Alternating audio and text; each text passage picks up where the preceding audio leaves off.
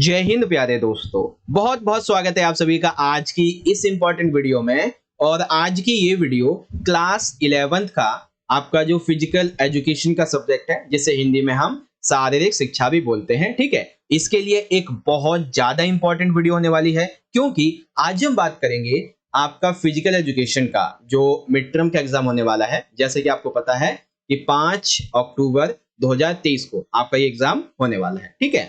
तो इस दिन के पेपर के लिए बच्चों इस वीडियो में हम एक most important sample question paper को देखने वाले हैं, और वो भी बहुत अच्छी तरह से सॉल्व करके, ठीक है। ये पेपर इंपॉर्टेंट इसलिए है, सबसे पहले तो आपके फिजिकल एजुकेशन के लिए जो है आपकी मिड टर्म के पेपर की प्रैक्टिस हो जाएगी, ठीक है। साथ ही साथ इस पेपर में हमने जो भी क्वेश्चन लिया है, ठीक है, जो क्वेश्चन आगे अभी हम पढ़ेंगे समझेंगे, वो मोस्ट इंपॉर्टेंट क्वेश्चंस हैं और सिलेक्टेड क्वेश्चंस हैं जो आपके मिड टर्म के एग्जाम में पूछे जा सकते हैं। इवन कुछ क्वेश्चन तो आपको सेम टू सेम रिपीट होने को भी देखने को मिलेंगे, क्योंकि हम बहुत इंपॉर्टेंट क्वेश्चंस आपके लिए लेके आते हैं, ठीक है। आगे बढ़े इससे पहले एक चीज और आपको बता दूं कि जब आपका 5 अक्टूबर को मिड टर्म का पेपर होगा, तो इस दिन के एग्जाम से पहले हम आपके लिए कम से कम 3 से 4 और भी ऐसे ही इंपॉर्टेंट सैंपल पेपर लेके आएंगे, ताकि आपकी तैयारी में कोई कमी ना रहे। बस इसके लिए बस आपको एक चीज करनी है कि चैनल को आपने कर लेना है सब्सक्राइब, ठीक है, और बगल में जो बेल का आइकन आता है उस पर प्रेस कर देना, ऑल पे सेट कर लेना, ताकि जो भी पेपर की वीडियो आएगी उसका नोटिफिकेशन आपके फोन पे आएगा और आप वीडियो को देख पाओ, ठीक है। तो आइए शुरुआत करेंगे। देखिए, सबसे पहले पेपर के पैटर्न को समझेंगे। तो पेपर आपका 3 घंटे का रहेगा और 70 नंबर का आएगा, क्योंकि इसमें 30 मार्क्स का आपका प्रैक्टिकल होता है, ठीक है। और एक चीज जो मैंने आपसे हमेशा कही है कि आप अपने हर एक सब्जेक्ट के जो सामान्य निर्देश होते हैं इन्हें जरूर पढ़िए, इसी से आपको पेपर का पैटर्न पता चल जाएगा। जैसे कि फिजिकल एजुकेशन के पेपर में आपके टोटल 30 प्रश्न होने वाले हैं, ठीक है, जिसमें से 1 से लेके 12 तक के आपके जो क्वेश्चन होंगे ये 1 अंक के बहुविकल्पीय प्रश्न होंगे, यानी कि टोटल आपके जो है वो 12 एमसीक्यू आएंगे, ठीक है। फिर 13 से 16 ये आएंगे आपके 2-2 नंबर के टोटल 4 क्वेश्चन, जिसमें से एक या जो 2 क्वेश्चन वो आपके चित्र वाले होंगे, ठीक है। कुछ चित्र दे दिए जाएंगे, आपको नाम वगैरह पहचानना होगा, ऐसे होंगे, ठीक है। फिर 17 से 26 ये 3-3 नंबर के हमारे टोटल 10 क्वेश्चन होंगे, और इनका आंसर आपको 80 से 100 शब्दों में देना है। और ये 3 नंबर वाले जो क्वेश्चन है ना, इसमें आपको हो सकता है कि 2 या 3 क्वेश्चन में अथवा भी मिलेगा, 2 या 3 क्वेश्चन में, ठीक है। फिर बचेगा हमारा 27 से 30, ये हमारे 5-5 नंबर के 4 क्वेश्चन होंगे बच्चों, जो कि एक क्वेश्चन जो है 5 नंबर का वो आपका एमसीक्यू होगा, ठीक है। और इसका आंसर आपको 150 से 200 शब्दों में देना है। अब इस बात को बड़े ध्यान से सुनिए, ये जो हमारा वीडियो है बच्चों, ये आपके फिजिकल एजुकेशन के लिए जो हमने 4-5 सैंपल पेपर की सीरीज चलाई है, उसका पेपर नंबर 1 है और पेपर 1 का पार्ट 1 है। और आज हम 1 से 12 तक के क्वेश्चन, 13 से 16 और 17 से 26, इन सभी को पार्ट 1 आज हम समझ लेंगे। बाकी आपके 5-5 नंबर के जो 4 क्वेश्चन बचेंगे इसे हम पार्ट 2 की वीडियो में देख लेंगे, ठीक है। पार्ट 2 का लिंक आपको आई बटन में या फिर वीडियो के डिस्क्रिप्शन बॉक्स में दे दिया जाएगा, आप वहां से जाके इसको जरूर से देख लीजिएगा, ठीक है, पार्ट 2 की वीडियो को। अब जो बच्चे इंग्लिश मीडियम के हैं उनको मैं बताना चाहूंगा कि आप अपने पेपर के पैटर्न को इजीली यहां से पढ़ सकते हैं। टोटल आपके जो वो 30 क्वेश्चन होंगे, 1 से 12 तक के जो क्वेश्चन वो 1 मार्क्स के मल्टीपल चॉइस होंगे, 13 से 16 2 मार्क्स के क्वेश्चन, 17 से 26 ये आपके 3 मार्क्स के होंगे, एंड 27 से 30 ये आपके 5 मार्क्स के होंगे, ठीक है। इंग्लिश में इसलिए बताया क्योंकि ये जो पेपर है इसे हम हिंदी में तो बहुत अच्छे तरीके से सॉल्व करके समझेंगे। जो बच्चे इंग्लिश मीडियम के हैं, जिनके पास फिजिकल एजुकेशन इंग्लिश में है, उनके लिए हम आंसर यहाँ पे प्रोवाइड कर देंगे, ताकि आप सभी क्वेश्चन के आंसर को हर एक मीडियम में समझ सको, ठीक है। चलिए शुरुआत करेंगे। देखिए, आपके फिजिकल एजुकेशन में क्या है कि पेपर में ना कोई सेक्शन वगैरह नहीं है, सीधा आपके क्वेश्चंस हैं जो कि डिवाइड है एमसीक्यू 3 नंबर 5 नंबर 4 नंबर इस तरह से, ठीक है ना। तो चलिए देखते हैं कैसे कैसे क्वेश्चन होने वाले हैं। देखिए, सबसे पहला जो क्वेश्चन वो हमारे एमसीक्यू आते हैं, यानी कि टोटल जो है वो अभी हम 12 एमसीक्यू करेंगे। तो आप सभी से एक छोटी सी रिक्वेस्ट है कि इन एमसीक्यू क्वेश्चन का जो आंसर है वो आप अपनी तरफ से मन ही मन कीजिएगा, कमेंट बॉक्स में या फिर लाइव सेशन में जरूर आंसर कीजिएगा मेरे आंसर देने से पहले, ठीक है ना, ताकि आपको पता चले कि आपने कितने गलत कितने सही किए और कितनी तैयारी कर रखी है, ठीक है। चलिए, तो यहाँ पे जो हमारा सबसे पहला क्वेश्चन है बहुत ही आसान है। आपको बताना है कि जो अष्टांग योग होते हैं, ठीक है, इनमें से इसका कौन सा भाग नहीं है। तो अष्टांग योग में यम, नियम और प्राणायाम ये सभी शामिल होते हैं। कौन सा शामिल नहीं है? एकता शामिल नहीं है। तो ऑप्शन ए राइट हो जाएगा। अष्टांग is not a part of yoga, that is unity. ठीक है, तो ऑप्शन ए निकल कर आ जाएगा।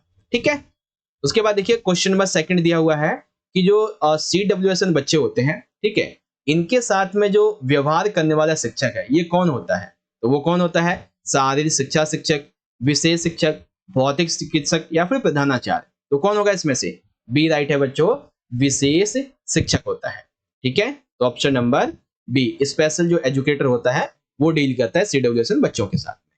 ठीक है बच्चों, चलिए अब देखिए क्वेश्चन नंबर थर्ड, बहुत ही अच्छा प्रश्न है। आगे चल के इसके बारे में 3 नंबर का भी क्वेश्चन आएगा, वो मैं आपको समझाऊंगा।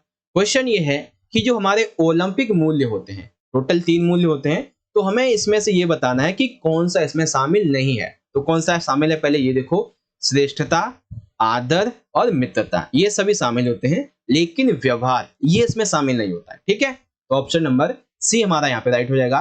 Not included in the Olympic price, it is behaviour.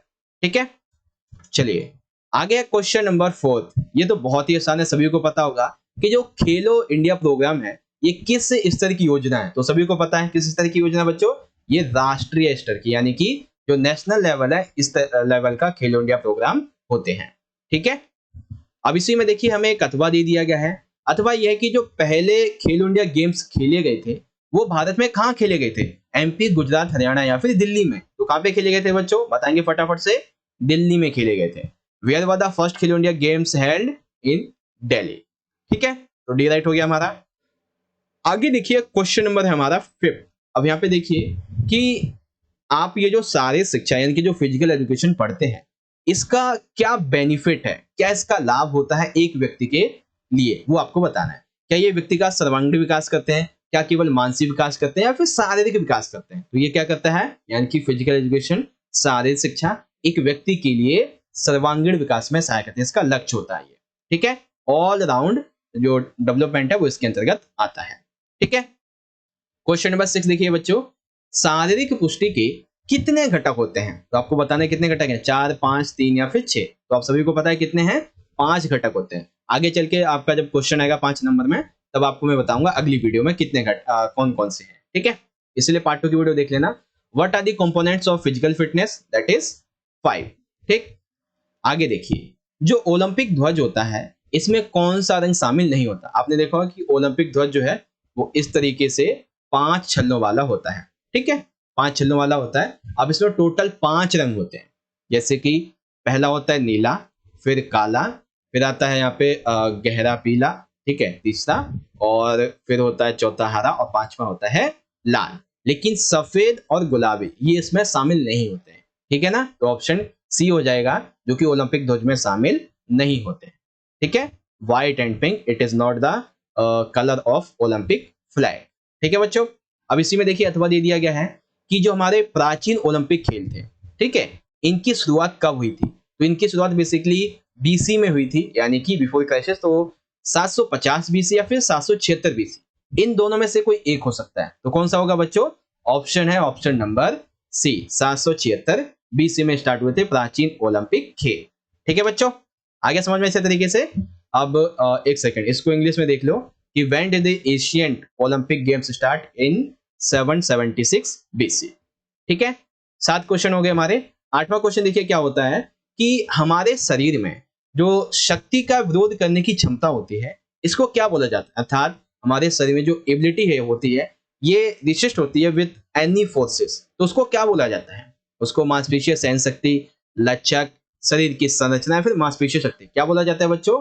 D, यानी कि मांसपेशीय शक्ति जो है इस शक्ति का विरोध करने की क्षमता बोली जाती है। ठीक है, मस्कुलर जो स्ट्रेंथ होती है ये बोलते हैं।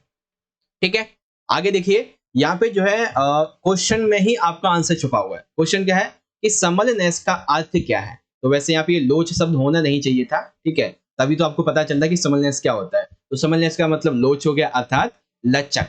सिंपल सा आंसर है। तो कभी कभी आंसर जो है वो क्वेश्चन में छुपा हुआ होता है। ठीक है, तो what is mean by equality? It is इस तरीके से। ठीक है, अब देखिए जो स्वास्थ्य संबंधी पुष्टि है इसका लक्ष्य क्या रोकना होता है? ठीक है, तो स्वास्थ्य संबंधी पुष्टि का लक्ष्य क्या होता है? बीमारी को रोकना, ताकत या ताकत को बढ़ाता है, हमारे लिए नए रास्ते खोलता है, हमारी क्षमता को भी बढ़ाता है, लेकिन ये बीमारी को रोकता है। तो कौन सा हो जाएगा? ए वाला हमारा आंसर निकल कर आ जाएगा। विच of the following is not a part of यमा? नहीं, यमा तो ये खैर अलग बात है, ये तो दूसरा क्वेश्चन हो गया। ठीक है, हाँ यहाँ पे है। क्वेश्चन 10 है कि इनमें से कौन सा यम का भाग नहीं है? तो यम के बेसिकली 3 भाग हैं, ठीक है, 3 नहीं, 3 या 5 है कुछ, ठीक है। अब इसमें से एक नहीं है, वो हमें बताना है। तो सत्य, अपरिग्रह और अस्तेय, ठीक है ना, ये तीनों यम के भाग हैं, लेकिन संतोष ये यम का भाग नहीं है। तो ऑप्शन बी हमारा निकल कर आ जाएगा, ठीक है। Which of the following is not a part of Yama? It is satisfaction.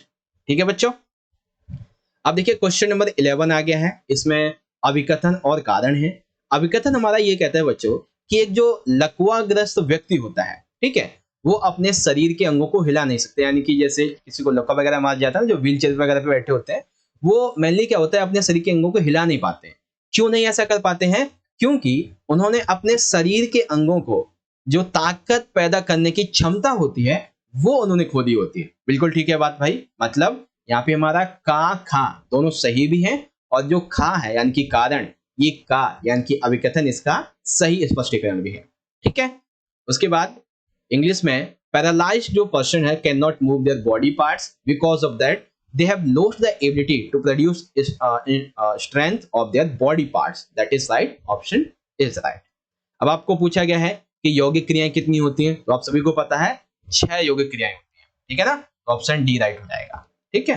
How many compound verbs are there? It is 6, ठीक है बच्चों। तो यहाँ पे हमने अभी तक के हमारे जो टोटल 12 एमसीक्यू थे, अगर अथवा भी मिला लें तो टोटल हमारे 14 एमसीक्यू हो गए, ये हमने कर लिए हैं कंप्लीट, ठीक है। अब आपको देखना है कि 14 में से आपने कितने का आंसर दिया है, ताकि आपको पता चल जाए कि आपने अपनी जो तैयारी वो कितनी कर रखी है, ठीक है। चलिए अब हम बढ़ते हैं अपने बेसिकली जो हमारे 2-2 नंबर वाले क्वेश्चन है इसकी तरफ।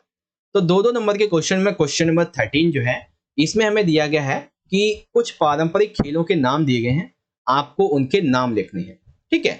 जैसे कि यहाँ पे आप देखेंगे तो ये जो पारंपरिक खेल है, ठीक है, पहला वाला ये खेल बेसिकली कबड्डी है। क्या है? कबड्डी, सभी को पता है। और ये जो बी वाला है आप सभी को पता है, ये क्या बोलते हैं इसको खो खो बोलते हैं। और सी जो है इसको हम पिट्ठूग्राम बोलते हैं। और जो डी वाला है इसको क्या बोलते हैं, इसको आपको मुझे कमेंट बॉक्स में बताना है, ठीक है। ये आपके लिए एक HW है, ठीक है, आपको कमेंट में बताना है क्वेश्चन नंबर 13, ठीक है। और ऑप्शन 4 लिख के बताना है कि इसका क्या राइट आंसर होगा, इस चित्र में किस खेल को दर्शाया गया है। फटाफट से बताओ अगर आपको आंसर पता है, और सही आंसर मैं कमेंट में पिन कर दूंगा ताकि बाकी बच्चों को पता चले, आप चेक कर लेना जाके, ठीक है। चलिए अब क्वेश्चन नंबर 14 देखिए, इसमें हमें चित्र दिए गए हैं, बेसिकली कुछ क्रियाएं हैं षटकर्म वाली, वो हमें यहाँ पे उनके नाम बताने हैं। तो पहली आप ये जो क्रिया देख रहे हो, ठीक है, इस क्रिया को बोलते हैं धोती। क्या बोलते हैं इसको? धोती बोलते हैं। और ये जो आप दूसरी वाली क्रिया देख लो, इसको नैति बोलते हैं। और नैति में ये जो पार्ट है बेसिकली ये जलनैति है। क्या है ये जलनैति होता है, ठीक है। नैति में 2 तरीके की होती है ना, तो ये जलनैति।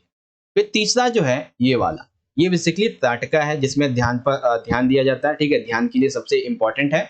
और जो चौथा है ये नौली को दर्शाता है, ठीक है। तो ये हमारा चौथा वाला हो गया। तो सारी की सारी क्रियाएं आपको पता चल गई कि कौन सी क्या क्या है, ठीक। ओके, तो आई होप कि क्वेश्चन नंबर जो 14 था चित्र वाला आप ये समझ गए होंगे, ठीक है। और इससे पिछला जो क्वेश्चन नंबर हमारा 13 था ये भी आप समझ गए होंगे, ठीक है। अब यहाँ पे हमारे अगले जो 2 क्वेश्चन है 15 और 16, ये 2-2 नंबर के थ्योरी वाले आते हैं, ठीक है। तो क्वेश्चन नंबर 15 देखिए क्या कहता है कि जो फिजिकल एजुकेशन है, जिसे हिंदी में हम शारीरिक शिक्षा बोलते हैं, आखिर इसकी परिभाषा क्या है, इसका अर्थ क्या है, इसकी डेफिनेशन क्या है, ये आपको यहाँ पे बतानी है। तो वैसे तो विभिन्न विद्वानों ने इसकी अलग अलग परिभाषा दी है, लेकिन जो सबसे ज्यादा मान्य है मैं उसकी यहाँ पे बात करूंगा, ठीक है।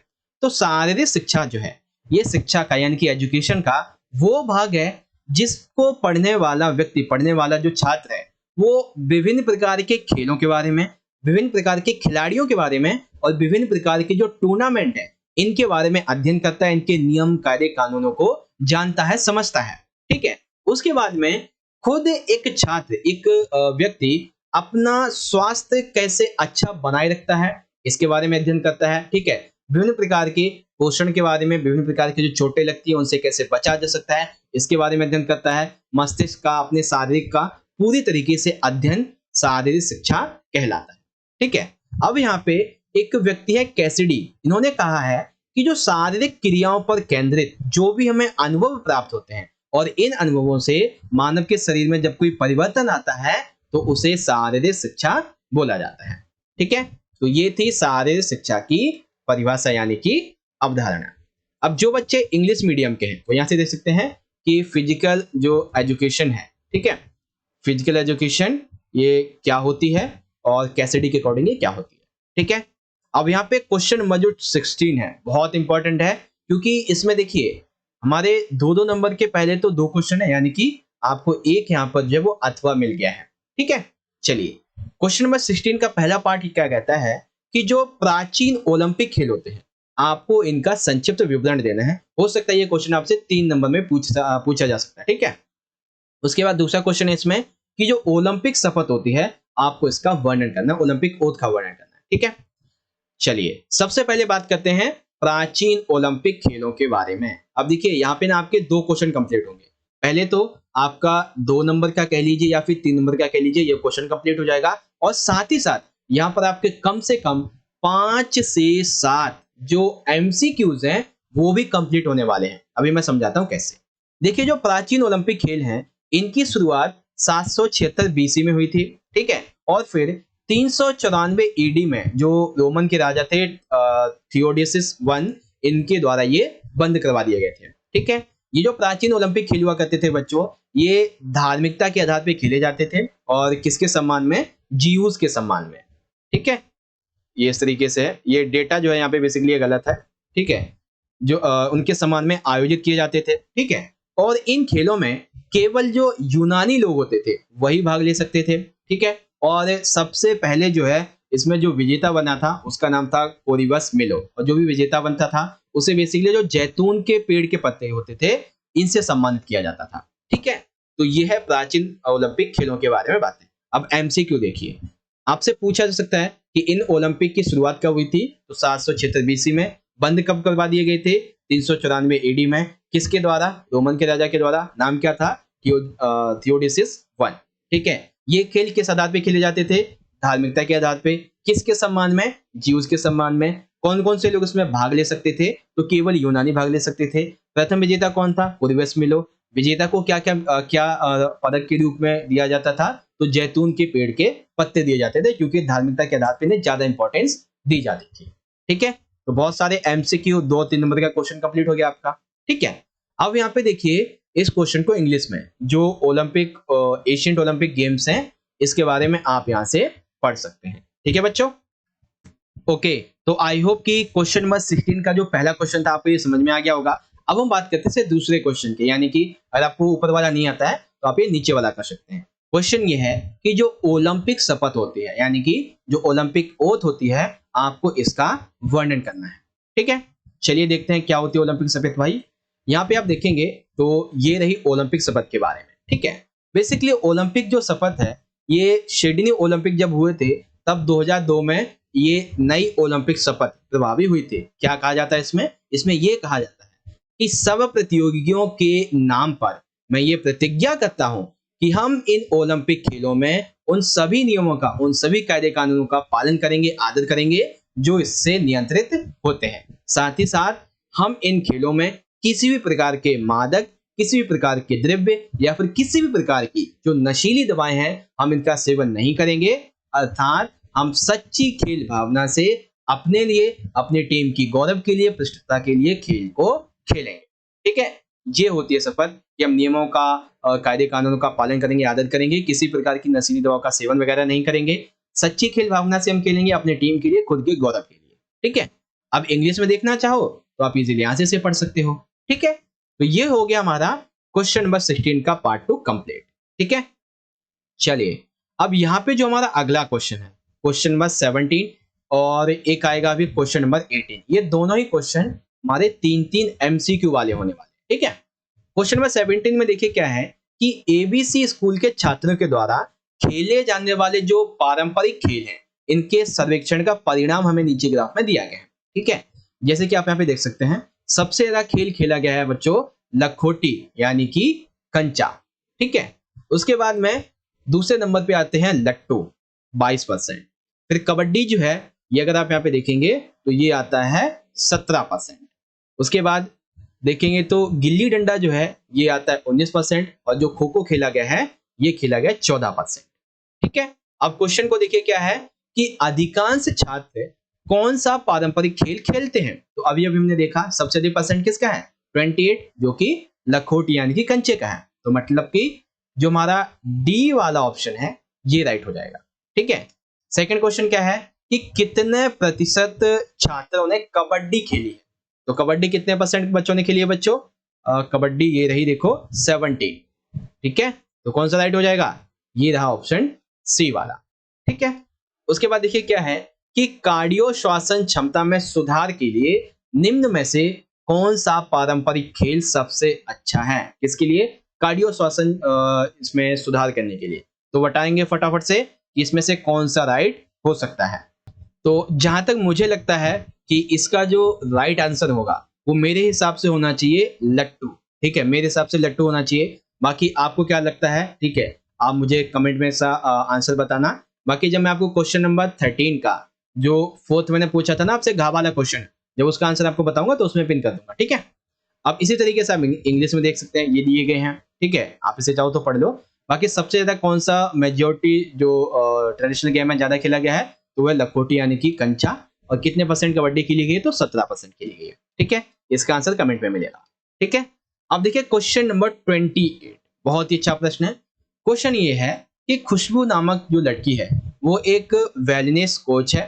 ठीक है, और वह ऐसी प्रक्रिया सिखाती है जिसके माध्यम से लोग जागरूक होते हैं और एक अधिक सफल अस्तित्व की ओर चुनाव करते हैं। अब क्वेश्चन हमसे पूछा गया है कि वेलनेस यानी कि सुस्वास्थ्य का ऐसा कौन सा घटक है जो किसी व्यक्ति की दिन प्रतिदिन के कामों की मांग को पूरा करने, ठीक है, और उसके स्वास्थ्य की देखभाल करने में सक्षम होने की क्षमता में सुधार करता है। तो सुस्वास्थ्य का ऐसा कौन सा घटक है, ये है शारीरिक सुस्वास्थ्य। जब वो फिजिकली हेल्थी रहेगा तभी तो वो डेली बेसिस के अपने काम की मांगों को पूरा कर पाएगा ना, देखभाल कर पाएगा, इसीलिए। ठीक है, सेकंड क्वेश्चन कि जो वेलनेस यानी कि सुस्वास्थ्य है, इसका ऐसा कौन सा घटक है जो व्यक्ति की आत्म देखभाल, उसके आंतरिक आत्म के विकास के लिए जरूरी है। यानी कि ये बात हो रही है भावनात्मक सुस्वास्थ्य की। ठीक है, और तीसरा क्वेश्चन, सुस्वास्थ्य का ऐसा कौन सा घटक है जो जीवन के अर्थ और जीवन की दिशा को खोजने में मदद करता है। तो कौन सा है वो, उससे बोलते हैं आध्यात्मिक सुस्वास्थ्य। क्या बोलते हैं, आध्यात्मिक, जो जीवन की अर्थ और जीवन की दिशा को खोजने में मदद करता है। ठीक है, तो ये तीनों क्वेश्चन आपको समझ में आ गया कि कौन सा क्या क्या है। अब इंग्लिश में देख लेंगे तो यहाँ पे आप पढ़ सकते हैं। बाकी पहले का क्वेश्चन हो जाएगा फिजिकल विलनेस, सेकंड का इमोशनल विलनेस, एंड थर्ड का हो जाएगा आपका स्पिरिचुअल विलनेस। ठीक है, तुम्हारे 3 नंबर के जो 10 क्वेश्चन थे उसमें से 3 नंबर के 2 क्वेश्चन तो हमारे जो है वो एमसीक्यू निकल गए। अब 8 क्वेश्चन हमारे आते हैं थ्योरी वाले। ठीक है, अब थ्योरी वाले 8 क्वेश्चन में आप यहाँ पे देखोगे तो पहला जो क्वेश्चन है बहुत ही इंपॉर्टेंट है। इसमें से भी आपके बहुत से एमसीक्यू भी मैं आपको करवा दूंगा। ठीक है, क्वेश्चन 19 देखिए क्या कहता है कि जो आधुनिक ओलंपिक खेल होते हैं या फिर जिसे हम ग्रीस में ओलंपिक खेल भी बोलते हैं, आपको इसके बारे में बताना है। ठीक है, और फिर दूसरे क्वेश्चन में जो ओलंपिक मूल्य होते हैं, जैसा मैंने आपको बताया था ना 3 मूल्य होते हैं, उनको परिभाषित करना है, ये भी समझेंगे। ठीक है, चलिए सबसे पहले यहाँ पे बात कर लेते हैं ओलंपिक आंदोलन के बारे में। मतलब कि जो ओलंपिक खेल होते हैं आधुनिक या फिर कह सकते हैं ग्रीष्मकालीन, इनके बारे में। ठीक है, तो आधुनिक ओलंपिक कह लीजिए या फिर ग्रीष्म ओलंपिक कह लीजिए, ये खेल जो थे वो 1896 ईस्वी में शुरुआत हुई थे। और कहाँ पे, यूनान की जो राजधानी थी एंथिस, यहां से। ठीक है, इनकी शुरुआत का जो श्रेय है ये बैरन पेरी डी कोवर्टिन, जिसे पीवी डी कोवर्टिन बोलते हैं, इनको जाता है। ठीक है, बेसिकली 16 जून 1894 में पेरिस में एक गोष्ठी हुई थी जिसमें ये निर्णय लिया गया था कि हम ओलंपिक खेलों की शुरुआत करेंगे। और ये ओलंपिक खेल जो है इनका आयोजन जो है 4 वर्ष में किया जाएगा, हर एक 4 वर्ष में किया जाएगा। ठीक है, वर्तमान में देखा जाए तो ये जो आधुनिक ओलंपिक खेल है ये अभी तक 3 बार रद्द हो चुके हैं। ठीक है, ये खेल जुलाई 2021 में कहाँ पे आयोजित हुए थे? जापान की राजधानी टोक्यो में। 2024 और 2028 में जो आयोजित होने हैं ये पेरिस में और न्यूयॉर्क में स्थापित होंगे, यानी कि बेसिकली आयोजित होंगे। ठीक है, अब इसमें जो विजेता होता है उसे क्या मिलता है? तो विजेताओं को स्वर्ण पदक मिलता है, रजत पदक मिलता है, कांस्य पदक मिलता है। ठीक है, कुछ डिग्री या डिप्लोमा वगैरह इससे सम्मान किया जाता है जो खेल का होता है ना उससे। IOC इंटरनेशनल ओलंपिक जो कमेटी होती है उसका ये दायित्व होता है कि इनको अच्छी तरह से जो है बेसिकली आयोजित करवाए। ठीक है, तो ये है आधुनिक ओलंपिक खेल यानी कि ग्रीष्मकालीन ओलंपिक खेलों के बारे में कुछ बात। अब बहुत से यहाँ पे MCQ आपके कंप्लीट होते हैं, ध्यान से समझिए कि ये शुरुआत कब हुए थे? तो कब हुए थे? 1896 ईस्वी में। ठीक है, और कहाँ पे हुए थे? तो यूनान के एंथियस में हुए थे। इनका श्रेय किसे जाता है? तो वेरेन पेरी डी कोबर्टिन को जाता है। ठीक है, बेसिकली इसका शुरुआत की सबसे पहली बात कब रखी गई थी? तो 16 जून 1984 को पेरिस में। अगले जो आधुनिक ओलंपिक खेल ये कब आयोजित होने हैं? और 2024 में कहाँ पे? पेरिस में। उससे अगला 2028 में न्यूयॉर्क में। ठीक है, इसकी दायित्व की जिम्मेदारी कौन लेता है? तो वो होता है IOC। ठीक है, तो कुछ 5-7 MCQ भी आपको समझ में आ गया ना कि आधुनिक ओलंपिक खेल या फिर ग्रीष्मकालीन ओलंपिक खेलों के बारे में। ओके, तो अब आप इस क्वेश्चन को इंग्लिश में यहाँ से दे सकते हैं कि जो मॉडर्न ओलंपिक्स या फिर समर ओलंपिक गेम्स होते हैं इसके बारे में, पहला, दूसरा, तीसरा और ये आपका चौथा पॉइंट। ठीक है, अब हम बात करेंगे हमारे क्वेश्चन नंबर 19 के दूसरे क्वेश्चन की, जो कि है कि ओलंपिक जो मूल्य होते हैं, 3 मूल्य होते हैं जैसा MCQ में बताया था। अब हम इन्हें परिभाषित करने वाले हैं यानी कि समझने वाले हैं। ठीक है, तो ओलंपिक मूल्य जैसा कि आपको बताया कि 3 है। पहला श्रेष्ठता, दूसरा आदर और तीसरा है मित्रता। तो श्रेष्ठता ये कहती है कि खेल में ही नहीं बल्कि अपनी जिंदगी में भी, अपनी आपकी जो डेली बेसिस की रूटीन है, आपकी जो लाइफ है उसमें भी आप अच्छा करें, यही श्रेष्ठता का भाव है। खेल की अगर हम बात करें तो खेल में जरूरी ये नहीं कि आप जीते या फिर आप विजयी हो, जरूरी ये है कि आपने उसमें भाग लिया और आपने संघर्ष किया। इससे क्या होता है? शारीरिक तौर पे, मानसिक तौर पे, शक्ति के तौर पे और स्वास्थ्य के तौर पे आपको आनंद की प्राप्ति होती है। ठीक है, पहला मूल्य। दूसरा है आदर अर्थात आत्मसम्मान, यानी कि इसमें जब ओलंपिक खेले जाते हैं तो आपको ना उसमें अंदर से खुद का आत्मसम्मान जागना चाहिए। ठीक है, आपको दूसरों का आदर करना आना चाहिए। प्राकृतिक वातावरण के साथ में जो हमारे नियम, कायदे, कानून है आपको उन्हें पालन करना आना चाहिए। ठीक है, तीसरा है मित्रता। मित्रता जो है ओलंपिक खेलों का एक साथ व केंद्र बिंदु है, क्योंकि देखो जब ओलंपिक खेल खेले जाते हैं, ठीक है, तो कौन सी टीम आपके साथ में खेलने वाली है आपको कुछ नहीं पता होता है। विश्व की कोई सा भी नागरिक आपके सामने, कोई भी खिलाड़ी आपके सामने खेलने आता है, तो मित्रता ही जो है वो आपके बीच में और उसके बीच में तालमेल को बढ़ावा देता है, हर एक खिलाड़ी को। ठीक है ना, तो ये चीज इसमें शामिल होती है, श्रेष्ठता, आदर और मित्रता। ये 3 चीजें यहाँ पे आपको समझ में आ गई। अब इंग्लिश में देखेंगे तो जो क्या क्या मूल्य है इसके, तो श्रेष्ठता, रिस्पेक्ट एंड फ्रेंडशिप, ये चीजें यहाँ पे आ जाती है। ठीक है, ओके, तो अब हम बात करते हैं बच्चों अपने क्वेश्चन नंबर 20 की, और ये प्रश्न बहुत ही आसान है। क्वेश्चन ये है कि जो शारीरिक शिक्षा होती है इसके बहुत सारे उद्देश्य भी होते हैं, तो इसमें से आपको किन्हीं 3 को बताना है और वो भी विस्तार से एक्सप्लेन करके बताना है। ठीक है, तो यहाँ पे आप देखेंगे शारीरिक शिक्षा के टोटल 7 से 8 उद्देश्य हैं। ठीक है, जिसमें से 3 की बात की गई है।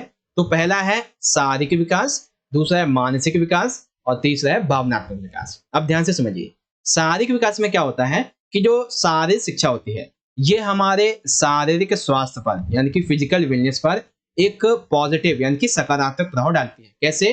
क्योंकि शारीरिक शिक्षा के माध्यम से हमारा शरीर मजबूत होता है, हम स्वस्थ रहते हैं, लंबे समय तक हमारा भार नियंत्रित रहता है, हमारी पुष्टि, हमारी शक्ति बढ़ती है, हमारी गति, लचक, इनमें समन्वय बना रहता है, और किसी भी कार्य को करने के लिए जो हमारी सहन क्षमता होती है वो बढ़ती है।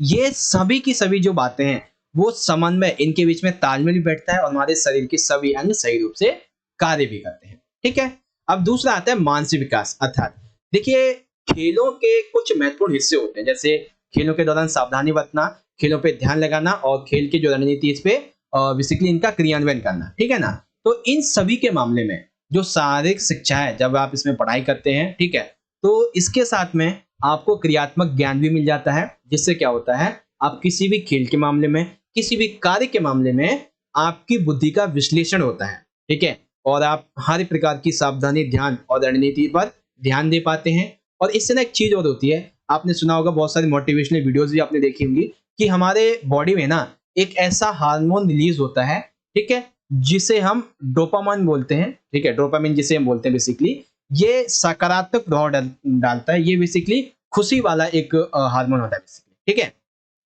उसके बाद तीसरा है भावनात्मक स्थिरता, अर्थात किसी भी टाइम पे, चाहे आप खेल खेल रहे हो या फिर कुछ काम कर रहे हो, वट एवर यू डू, उस समय प्रत्येक हार जीत में, प्रत्येक खुशी में, हर एक समय जब आपको गुस्सा वगैरह आता है या फिर आपको आक्रमण होता है या फिर आपके अंदर प्रेम की भावना जगती है, ये सभी जब चीजें आपके शरीर में होती हैं तो उस समय ये उसे संतुलित कर देती है, ठीक है। अर्थात शारीरिक शिक्षा व्यक्ति के शरीर में स्थिरता व असल जिंदगी में आने वाले उतार चढ़ाव में सकारात्मकता लाती है और उसे उन्हें सहने योग्य बनाती है, ठीक है। तो ये हैं शारीरिक शिक्षा के उद्देश्य, ठीक है बच्चों। तो ये तीनों उद्देश्य आपको समझ में आ गए।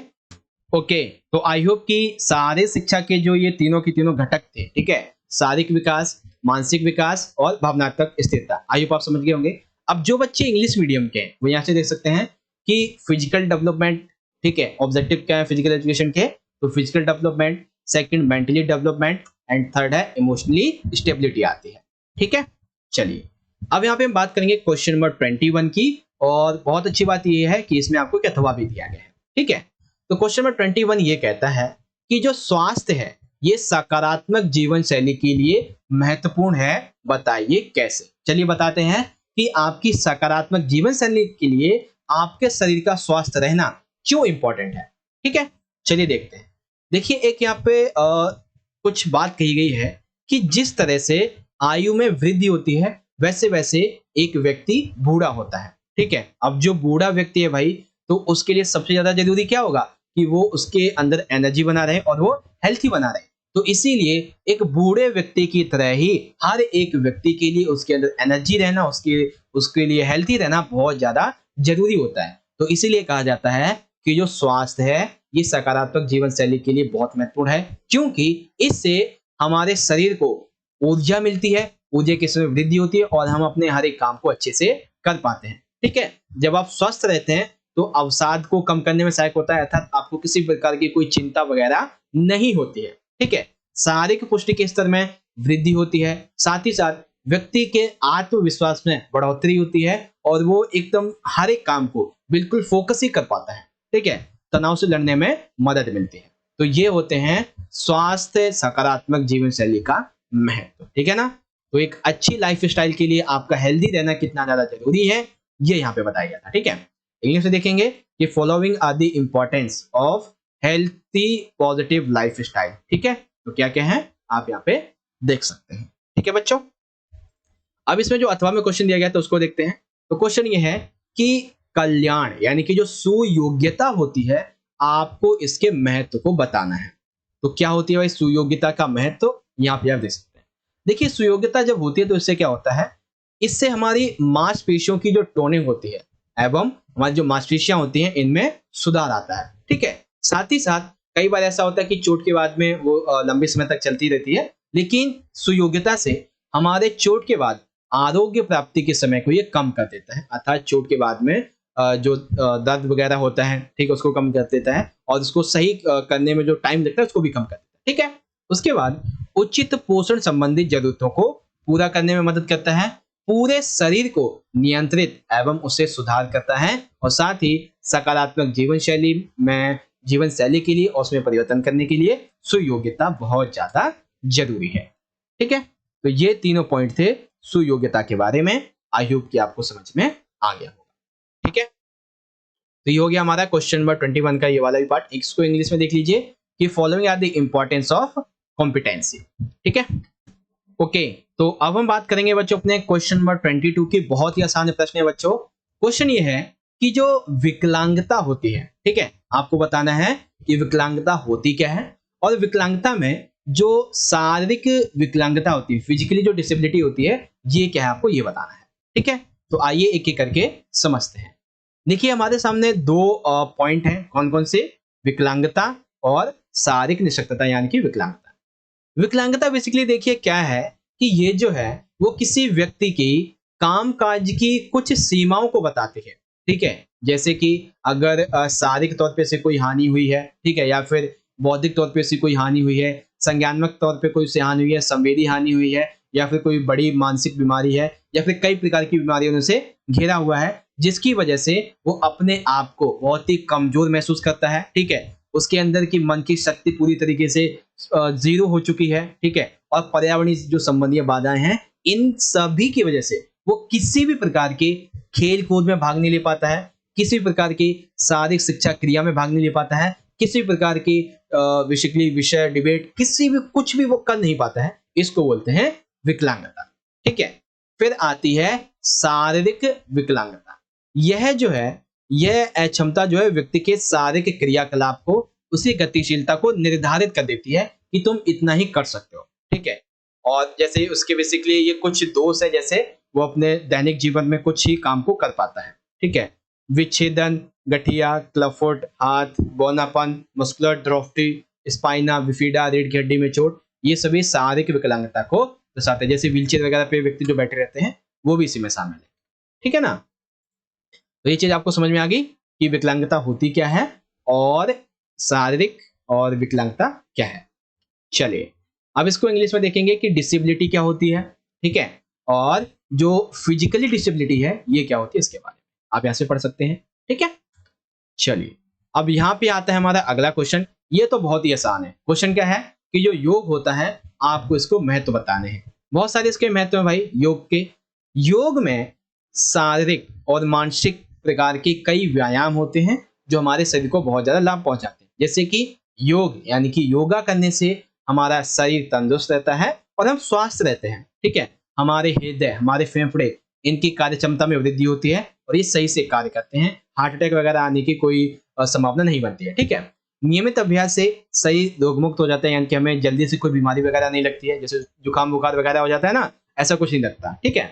शरीर की शक्ति, चपलता, लोच, इन सभी में समन्वय को बढ़ाता है, थकान को दूर करता है, साथ ही साथ मानसिक शक्ति यानी कि हमारी जो याद करने की शक्ति है, ठीक है ना, रिमाइंडिंग जो कंसंट्रेशन पावर है उसको भी बढ़ा देती है। हमारा जो शारीरिक ढांचा है, मस्कुलर जो स्ट्रेंथ है उसमें भी सुधार लाती है, ठीक है ना। तो ये कुछ है, बहुत ही सिंपल से कि योगा का क्या इंपॉर्टेंस है ये तो आप सभी बता देंगे अच्छी तरीके से, है ना। आप इसमें इसके अलावा भी कुछ आंसर लिखना चाहो तो लिख सकते हो। उसके बाद इंग्लिश में देखेंगे तो yoga consist of physical and mental exercise which help benefits our body. तो क्या क्या है आप यहां से पढ़ सकते हैं, ठीक है बच्चों। चलिए अब क्वेश्चन नंबर 24 देखिए क्या कहता है। क्वेश्चन नंबर 24 बेसिकली खेलो इंडिया प्रोग्राम के बारे में है। इसमें हमें बताना है खेलो इंडिया प्रोग्राम के घटकों के बारे में। अगर 3 नंबर का है तो आपको कम से कम 6 घटक तो बताने ही हैं, ठीक है। चलिए मैं आपको 6 बताता हूं। बेसिकली खेलो इंडिया प्रोग्राम में कुल 12 घटकों को शामिल किया गया है, जिसमें पहला घटक यह है कि खेल मैदानों का विकास करना। दूसरा, जो खिलाड़ी हैं इनमें प्रतिभा का खोज और उनका विकास करना, ठीक है। वार्षिक तौर पे खेल कूद की जो प्रतियोगिताएं होती है इनका आयोजन करना। राष्ट्रीय यानी कि क्षेत्रीय और राज्य खेल अकादमियों की सहायता से इन खेलों को आयोजित करना। स्कूल जाने वाले बच्चों के लिए जो शारीरिक फिटनेस होती है इसका विकास करना। महिलाओं को और खास करके जो दिव्यांग व्यक्ति हैं इनके लिए खेलों को बढ़ावा देना, ये खेलो इंडिया के घटकों में शामिल है, ठीक है। तो 6-7 आपको यहाँ पे समझ में आ गया अच्छे तरीके से क्या क्या घटक हैं। अब इसको इंग्लिश में देखना चाहो तो आप इजीली यहाँ से देख सकते हो, ठीक है। चलिए अब क्वेश्चन नंबर हमारा 26 आ जाता है, सॉरी 25 है, इसमें 2 क्वेश्चन है, ठीक है। ध्यान से समझिए क्योंकि इसमें कथवा भी है। क्वेश्चन पहला हमारा ये है कि सकारात्मक जीवन शैली के आपको कोई 3 घटक बताने हैं, यानी कि आपकी जीवन शैली सकारात्मक बनती रहे, ठीक है ना, स्वास्थ्य बनी रहे, तो इसके कौन से 3 घटक हैं, ठीक है। तो कौन कौन से 3 घटक हैं, 3 की जगह मैं आपको 4 बताने वाला हूं, ठीक है। पहला है स्वास्थ्यवर्धक आहार, अर्थात जब आप एक अच्छा पोषण लेते हैं, यानी कि जब आप एक अच्छा खाना खाते हैं जो कि आपको ताजे फलों से, ताजी सब्जियों से, साबुत अनाज से, कम वसा वाले डेयरी उत्पादों से मिलता है, ठीक है, अच्छा पोषण, तो इससे क्या होता है आपकी सकारात्मक जीवन शैली अच्छी बनती है, ठीक है। सेकंड है शरीर क्रियाशील की गतिविधि, अर्थात यह शरीर के वजन को सामान्य बनाए रखने में, उसकी शक्ति लचक को बनाए रखने में मदद करती है। अर्थात जैसे आप कोई जॉगिंग वगैरह करते हैं, सुबह शाम मॉर्निंग वॉक वगैरह करने के लिए जाते हैं, कुछ आप जो है जिम वगैरह जाते हैं, तो ये चीज आपके लिए बहुत ज्यादा जरूरी होती है। मतलब ये जो है आपको इस तरीके का फायदा पहुंचाती है। ठीक है, आपकी बॉडी का जो भार इसको मेंटेन रखती है और जो है लचक को, शक्ति को मेंटेन करके रखती है। थर्ड है बच्चों तनाव प्रबंधन।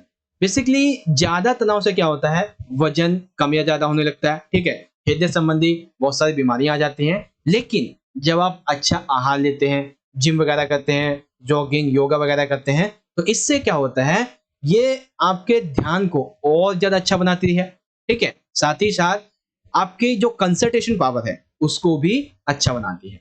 ठीक है, फिर फोर्थ आ जाता है व्यक्तिगत स्वच्छता, यानी कि हमारी आंख, नाक, कान, गला, बाल, दांत, जीभ, ये सभी जो है पैर वगैरह, इन सभी की हमें साफ सफाई रखनी चाहिए, क्योंकि इससे जो है हमें बहुत सारी पॉजिटिव एनर्जी मिलती है। जैसे आपके नाखून वगैरह कभी बड़े हो जाते हैं, ठीक है, तो आप जब खाना खा रहे होते हैं हाथ से या फिर रोटी वगैरह खाते हैं, तो आपको लगता है यार नाखून तो गंदे, अच्छा नहीं लग रहा, तो ये जो ना निगेटिव जो एस्पेक्ट है वो ले लेता है।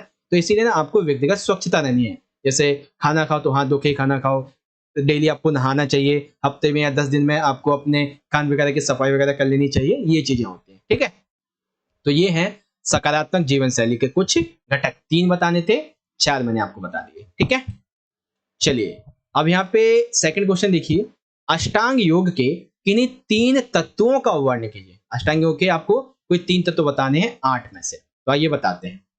अष्टांग योग के 3 तत्वों में आप यहाँ पे देखेंगे तो हैं तो बहुत सारे। ठीक है, जिसमें से आप यहाँ पे देखेंगे पहला है यम, दूसरा है नियम, तीसरा है आसन, चौथा है प्राणायाम, पांचवा है प्रत्याहार, ठीक है, छठा है धारणा, सातवां है ध्यान और आठवां है समाधि। इसमें से हमें 3 बताने हैं। तो आसान आसान जो आपको लगता है आप चाहे तो वो बता दो। जैसे सबसे आसान तो लगेगा नियम वाला। क्यों भाई? क्योंकि आत्मा को सुधारने की ये एक नियमावली होती है, कुछ नियम वगैरह होते हैं, जैसे शौच, संतोष, तप, स्वास्थ्य और ईश्वर प्राणिधान, ये नियम होते हैं। ठीक है ना, ये आपकी आत्मा को, यानी कि आपको आत्मा को सुधारने में मदद करते हैं। ठीक है, फिर दूसरा है आसन। ये तो बहुत अच्छा है कि योग की जो विभिन्न मुद्राएं हैं वही आसन होते हैं, जैसे ताड़ासन, मत्स्यासन, बहुत सारे आसन के नाम बता दो 1-2 बस। फिर प्राणायाम। प्राणायाम क्या है? ये विभिन्न प्रकार की श्वसन तकनीकों का अभ्यास है। जैसे कि पहला आता है पूरक, इसमें हम श्वास को अंदर लेते हैं। फिर कुंभकम आता है, इसमें हम श्वास को बेसिकली अंदर रोक कर रखते हैं। ठीक है, और फिर आता है रेचक, जिसमें हम श्वास को छोड़ते हैं। ठीक है ना।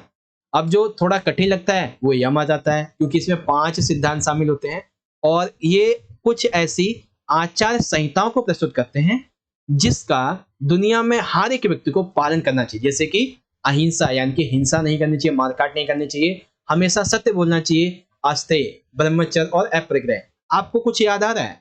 ये बेसिकली जो जैन धर्म है ना, जैन धर्म, उससे संबंधित 5 सिद्धांत है उनके। आप जब 12th में आओगे तब आपको हिस्ट्री में चैप्टर 4 विचार विश्वास में आते हैं, उसमें आपको मैं पढ़ाऊंगा इसके बारे में। ठीक है ना।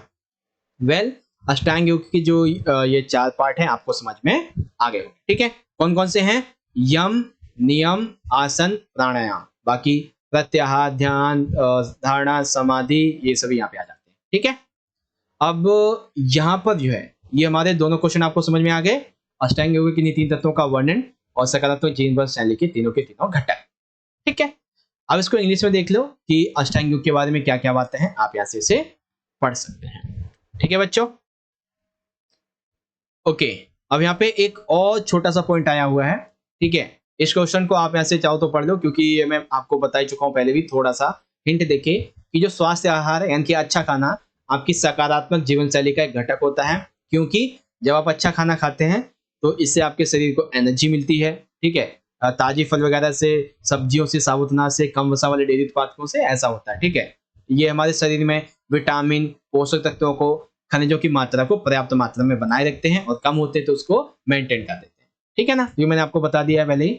अब आगे जो क्वेश्चन है वो आएंगे हमारे, मैं आपको बता दूं, क्वेश्चन नंबर 27 से क्वेश्चन नंबर 30। तो इनको हम क्या करेंगे, इनको हम पार्ट 2 की वीडियो में समझेंगे, जो कि बहुत ही जल्द हो सकेगा तो आज ही या फिर कल अपलोड कर दी जाएगी। ठीक है, तो आप सभी को ये वाली जो वीडियो है आई होप आपको समझ में आ गई होगी, जिसमें 1 से 12, 13 से 16, 17 से 26 ये हमने कंप्लीट कर लिया। अब आपसे ना मेरी एक रिक्वेस्ट है कि अगर आपको वीडियो अच्छी लगे तो क्या कीजिए, पहले तो इस वीडियो को एक प्यारा सा लाइक कर दीजिए, क्योंकि आपका एक लाइक हमें बहुत मोटिवेशन देता है बच्चों ऐसे ही वीडियोस को और भी बनाने के लिए। ठीक है, साथ ही इस वीडियो को अपने सभी दोस्तों के साथ में ज्यादा से ज्यादा शेयर करो और कमेंट में बताना कि जो क्वेश्चन मैंने आपको समझाए पढ़ाए, ठीक है ना, वो आपको समझ में आया या नहीं। और सबसे इंपॉर्टेंट, आगे चल के हम आपके लिए 3 से 4 ऑडियो सैंपल पर लेके आएंगे, वो तभी आपके पास पहुंचेंगे जब आप चैनल को सब्सक्राइब करके जो बेल का नोटिफिकेशन उसे ऑल पे सेट कर दोगे, ठीक है ना, ताकि वीडियो आएगी तो नोटिफिकेशन आपके पास